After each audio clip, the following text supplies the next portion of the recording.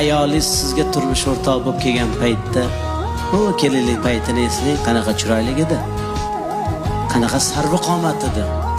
Siz ko'rayotgan o'sha sarvqomatlardan ham sarvqomat edi. Siz o'sha internetda tomosha qilib o'tirgan go'zallardan ham go'zal edi. Sizni bolalaringizni tug'aman deb, sizni zurriyotlaringizni dunyoga keltiraman deb, to'lg'oq azobiga chidab, tishini tishiga qo'ygan paytda tishlari sinib tushdi. Kechalari yarim tunda uyg'onib, bolangizga alla aytganda ko'zlari qizarib, bedorlikdan, uyqusizlikdan ko'zlarining nurini yo'qotdi. Ko'zlari xiralashdi.